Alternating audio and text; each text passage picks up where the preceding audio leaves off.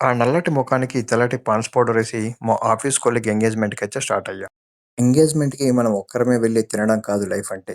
So, మనతో పాటు దీన పరిస్థితిలో ఉన్న మన ఫ్రెండ్స్‌ని తీసుకెళ్ళి వాళ్ళకు కొంచెం అన్నం పెట్టించి కడుపు నింపడమే మన బాధ్యత. ఆ బాధ్యత గుర్తొచ్చి మా ఫ్రెండ్స్‌కి వెంటనే కాల్ చేశా. ఎలాగో మా వోళ్ళు దీన పరిస్థితిలో ఉన్నారుగా, వెంటనే రెడీ అయ్యి వచ్చేశారు. అందావేలో గుడి దగ్గర అన్నదానం చేస్తున్నారు. మనం ఎంగేజ్‌మెంట్‌కి తినడానికి వెళ్తున్నాం గదా! ఇక్కడే తినేసి ఇంటికి వెళ్దాం అనుకున్నాం.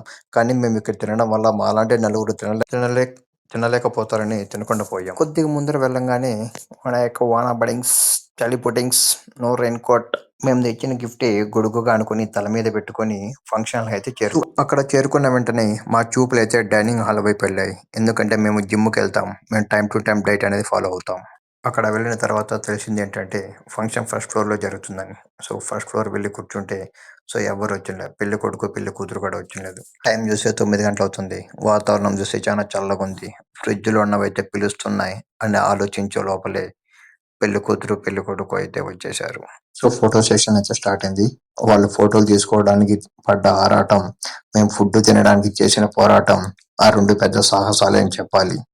సో, ఫైనల్‌గా వాళ్ళకు తెచ్చిన గిఫ్ట్‌లు వాళ్ళకిచ్చేసి తినడానికి వెళ్ళిపోయాం. All humans are almost cats. స్వామి ధర్మం చే స్వామి. వీటితో ఎందుకు వచ్చిన గొడవ ఎంతో కొంత తెచ్చి పెట్టు